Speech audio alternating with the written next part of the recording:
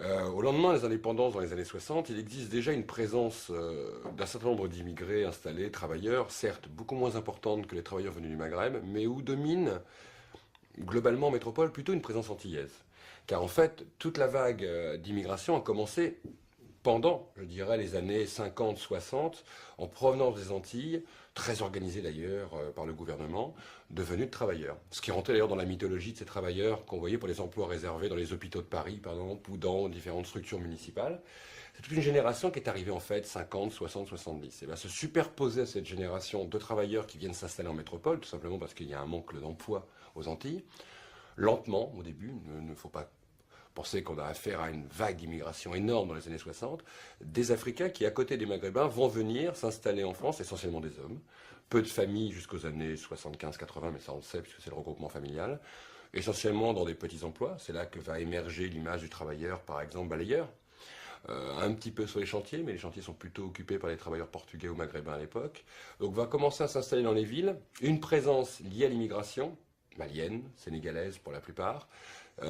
qui vit en foyer, d'hommes, donc qui rentre à la fois certes dans une présence métropolitaine dans l'histoire de l'immigration, mais qui en même temps ont une présence qui est assez marginale, parce que ce sont souvent des personnes issues de milieux ruraux et autres, qui vivent, je le dis bien, en foyer Sonacotra, ils sont peu présents dans la ville, peu visibles dans la ville, peu regardés par les photographes, par exemple. C'est encore une présence qui est de l'ordre de l'invisible, d'une certaine manière. Ils n'ont pas cette même présence, cette jeunesse, par exemple, ou de cette présence de travailleurs qui viennent du Maghreb, qui sont d'abord en nombre beaucoup plus important,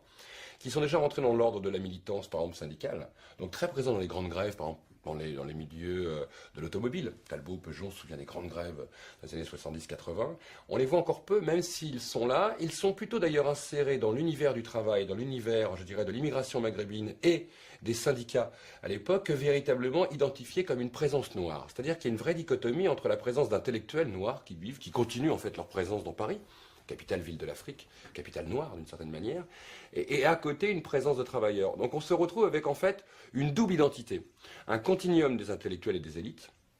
universitaires, étudiants, qui viennent au lendemain des indépendances, qui continuent à faire leurs études ici, et à côté le début d'une présence de travailleurs conséquente, mais en rien aussi visible que peut être les Maghrébins, et qui tous les deux, ces deux présences d'un côté, élite et travailleurs, certes formeraient une sorte de présence noire, entre guillemets, mais en fait ne la forment pas en tant que réalité, on va dire, sociologique, en ayant des endroits communs de vie, et une identité commune, et des mouvements structurés. Il faudra pour ça attendre, pour commencer à voir émerger des mouvements, on va dire, qui commence à structurer ses présences au-delà du simple cadre, l'association des Guadeloupéens, l'association des Martiniquais, l'association des Sénégalais, ou les différentes associations de Sénégalais, de commencer à voir vers les années 80 une prise de conscience d'une présence qui simplement est liée au sens de la masse, notamment de villes comme Marseille, par exemple de villes comme Bordeaux, de villes comme Paris, qui d'un seul coup vont commencer par leur présence, et puis surtout par l'arrivée des familles, donc des enfants, donc par l'installation définitive dans le pays, et où on va basculer du temps du retour potentiel, rappelez-vous les célèbres primes Giscard pour rentrer au pays, à cette réalité de dire qu'ils s'installent. Et donc ils s'installent aux côtés des Antillais qui, eux, sont déjà installés depuis 20 ou 30 ans, dans une installation qui va se faire maintenant pérenne, et qui là donc va rentrer dans une autre dynamique, avec tout simplement déjà l'inscription des enfants dans les écoles. Comment ça s'est organisé? On va séparer les Antillais et les Africains. Comment ça s'est organisé pour les Antillais, justement, leur venue? Qu'est-ce que c'est que le Bumidum? Alors le binôme est en fait un organisme de gestion de la masse de travail, qui a pour fonction de gérer deux choses, l'absence de travail dans les Antilles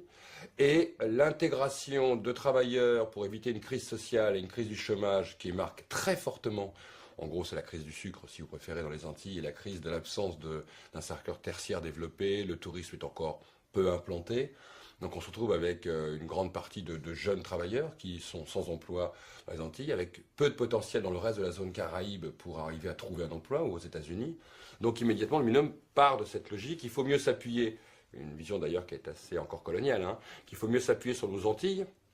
pour faire venir des travailleurs que de s'appuyer sur d'autres zones de l'Empire, qui sont plutôt amenées à disparaître à un moment. N'oublions pas que les Antilles, depuis 1946, sont départements français, et qu'on est dans une logique de plutôt favoriser la présence d'Antillais en France. Et donc on va sectoriser un certain nombre d'emplois, on va déjà faire des quotas, un débat qui existait déjà à l'époque, puisqu'il y a des emplois réservés, donc je m'excuse de le dire, mais des emplois réservés pour des populations ciblées à caractère ethno-géographique. Pour être lucide, quand on fait venir des Antillais, c'est pas les Békés qu'on faisait venir des Antilles. On était déjà dans cette logique des quotas dans les années 50-70, et en fin de compte, c'est la gestion technique, si vous préférez, la gestion annuelle de ces flux de travailleurs. À la fois, il y a un soutien pour leur installation en France, On est encore dans une vision très paternaliste de la gestion de l'emploi, c'est-à-dire qu'on gère l'individu un peu comme un chiffre sur une carte. Mais, c'est une réalité, c'est que ça a relativement contribué à permettre à énormément d'Antillais de venir travailler en France,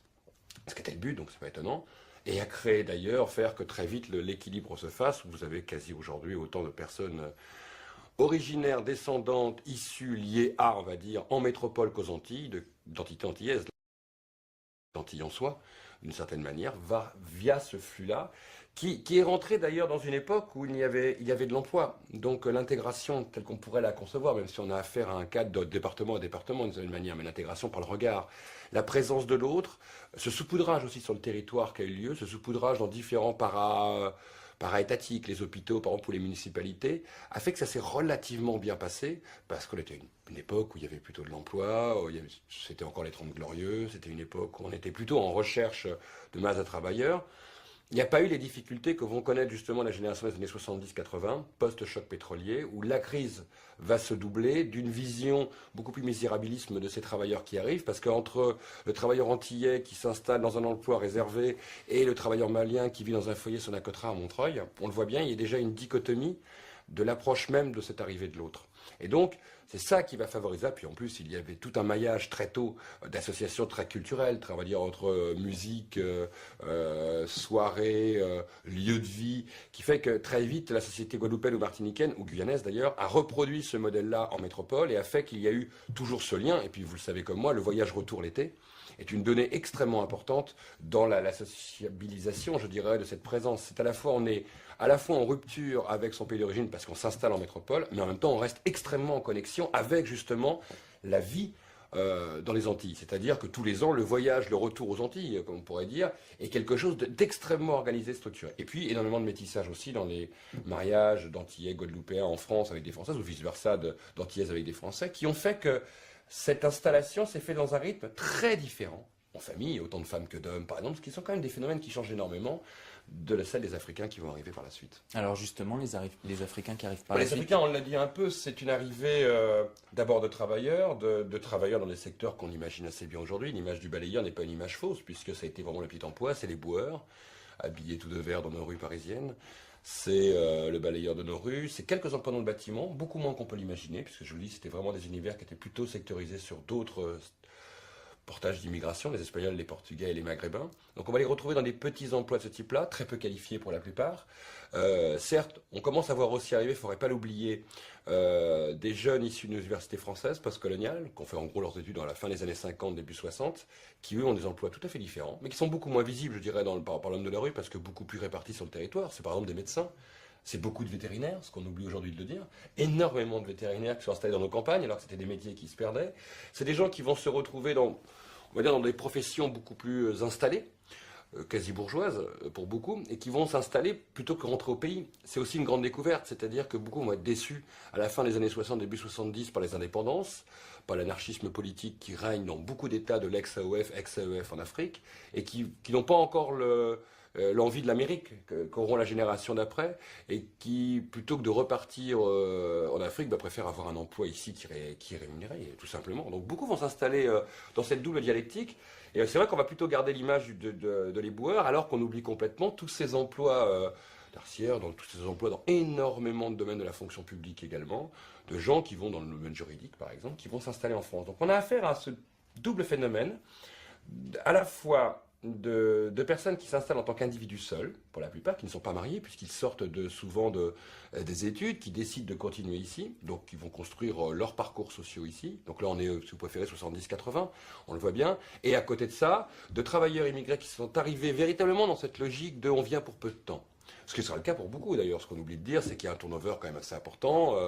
mais très vite, cette installation pour peu de temps, comme il va y avoir de plus en plus de difficultés à partir de 73, 74, 75 pour avoir des papiers pour venir travailler en France, c'est la carte de séjour,